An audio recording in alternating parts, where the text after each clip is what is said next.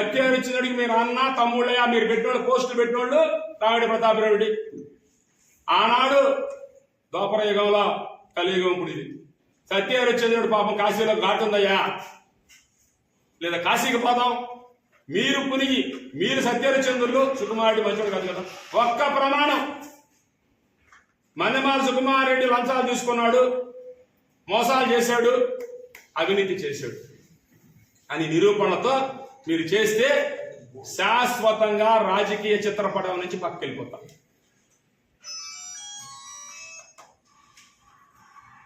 ఇది ఈ రోజు మీడియా సమావేశం ద్వారా నేను కోరుతున్నది. 8 పాయింట్లు స్పష్టంగా అడిగా. గ్రావెల్ అవినీతి గురించి అడుగుతున్నా, రూరల్ మండలం నుంచి తోలిన ఇసుక స్కామ్ గురించి అడుగుతున్నా, అలాగే మున్సిపాలిటీ నుంచి లంచాలు తీసుకునే విషయం మీద ప్రశ్నిస్తున్నా, అలాగే రిజిస్ట్రార్ ఆఫీస్ నుంచి దండుకున్న మామూలు గురించి మాట్లాడుతున్నా, బారు దగ్గర నుంచి నువ్వు దండుకున్నటువంటి దండకాల గురించి ప్రశ్నిస్తున్నా, నువ్వు రియల్ ఎస్టేట్ ఓనర్ల దగ్గర నుంచి దండుకున్నటువంటి దండకాల గురించి ప్రశ్నిస్తున్నా. ఇలా కావలిలో ఏ సెక్టార్ని వదలకుండా నువ్వు దోచుకున్న భగవంతుడు కూడా దోచుకున్నావు అనే దానికి నిదర్శనమే కొండలో బ్రహ్మోత్సవాలు చేస్తే రథమే పడిపోయింది. ప్రతాపరెడ్డి నిన్ను చూసి వెంకటేశ్వర స్వామి పడిపోయాడు, దెబ్బలు భయపడి. మేమెంత, దేవుడే భయపడిపోయాడు దెబ్బకి. మేమెంత, మేము సామాన్యులైన ప్రతాపరెడ్డి గారు, మేము మంచి కుటుంబంలోనే పుట్టాం, మంచిగానే పెరిగాం.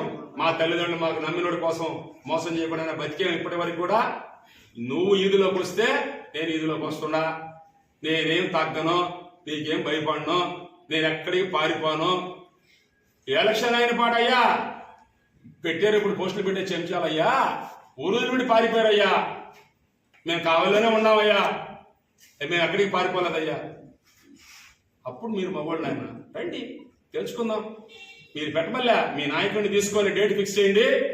ఉదయగిరి బిజీ సెంటరా, పాతూరు శివాలయమా, లేదా కలుగోలమ్మా, లేదా ఏ టెంపుల్ అయినా సరే, తిరుమల వెంకట స్వామి కాడికి పోదామా, కాణిపాక వినాయకుడి కాడికి పోదామా, ఎక్కడికైనా పోదాం. నేను లంచాలు వండుకోలేదు, నేను వసూలు చేయలేదు అని ప్రమాణం చేస్తే నేను దేనికైనా సుకుమారుడు ఒకే ఒక్క దాంట్లో నీకు నువ్వు చేసిన పాపంలో గ్రావెల్లో వీడిని పెట్టి ఆ డబ్బు నీకు లెక్క పెట్టి ఆ డబ్బు నీకు ఖర్చు పెట్టి ఆ పాప సొమ్ము నా చేతితో తప్పితే ఇంకెక్కడా నేను ఎవరు ప్రజల డబ్బు కానీ సామాన్యుల డబ్బులు కానీ అధికారులు బెదిరించి కానీ లేదా ప్రజాక్షేత్రంలో ఉండేటటువంటి ఎవరైనా మధ్యస్థాలు చేసి కానీ సెటిల్మెంట్లు చేసి కానీ దందాలు చేసి కానీ. ఈరోజు చెప్తున్నా, మొన్న మాట్లాడిన సుదర్శన్ రెడ్డి విషయంలో కూడా సాక్షితో సహా చెప్తా. ఈ రోజు నా ఇంట్లో వీడియో కూడా ఉంది, రికార్డు. నా ఇంటికి ఎవరు తీసుకొచ్చాడో నా ఇంటికి అన్ని డబ్బులు ఎత్తుకోపోయాడు. నేను చాలా వీడియోలు కూడా బయట పెడతా తొందరలో, విత్ ప్రూఫ్స్తో వస్తా. నీకు అప్పు ఇచ్చిన కాగితాలతో సహా నువ్వు రాయించిన కాగితాలు కూడా నాకు ఆడండి ఈ రోజుకి, అవి కూడా చూపిస్తా. కుటికి లేనివాడి కాడా, ఏమీ లేనివాడి కాడ 7 కోట్ల అప్పటి తీసుకున్నావా ప్రతాపరెడ్డి? ఆ మాట చెప్పాను నీ చెంచాలిగా. నువ్వు నాకు 2 లక్షలు ఇచ్చావని చెప్తున్నావు. నేను చెప్తున్నా, ఏ దైవాదైన సాక్ష్యం. నువ్వు 2 లక్షల రూపాయలు పార్టీ ఆఫీస్ ఖర్చులకి ఇస్తే ఇంకొక 2-4 లక్షలు నేనేసి, నా మిత్రుడు మొన్న చనిపోయాడు, నేను చనిపోయిన సాగు కూడా పోలేకపోయాను. బంగా ఎందుకు నా మిత్రుడు, నేను పూజలో ఉండి పోలేకపోయాను. ఈయనే దానికి సాక్ష్యం. ఏమా ఎందుకంటే మన డబ్బులంతా నెలల వడ్డీ వస్తుందా లేదా? ఆ డబ్బులు తీసుకొని వచ్చి నువ్వు 2 లక్షలు ఇస్తే నేను 2 లక్షలు తీసుకొచ్చి ఖర్చు పెట్టి నీ కోసం తిరిగి తిరిగిపోయి జాగ్రత్త చేశాం. నాతో పాటు తిరిగినటువంటి ముస్లిం రామారెడ్డి, రవిరెడ్డి బండి వేసుకుని ఎర్రమంటే తిరిగేవాడు, మేము కారు వేసుకొని తిరిగామని వాస్తవం. అంతకుముందే కార్లు ఉన్నాయి సింహాడికి, అంతకుముందే ట్రాక్టర్ ఉంది, అంతకుముందే మహేంద్ర జీపులు ఉన్నాయి, అంతకుముందే స్కూటర్లు ఉన్నాయి, బైకులు ఉన్నాయి. నాయన మా అబ్బ నాకు బ్రహ్మాండంగా కొనిచ్చాడు, మా తాత నాకు ఆస్తి ఇచ్చాడు. నేను అన్ని చూపిస్తామ్మా, మాట్లాడద్దు, చేతల్లో చూసుకుందాం. రండి, ఒకరోజు దిగిపోద్ది పంచాయతీ. డిబేట్కి సిద్ధమా అని మీ ద్వారా తెలియజేసేదానికి ప్రెస్ మీట్ పెట్టా.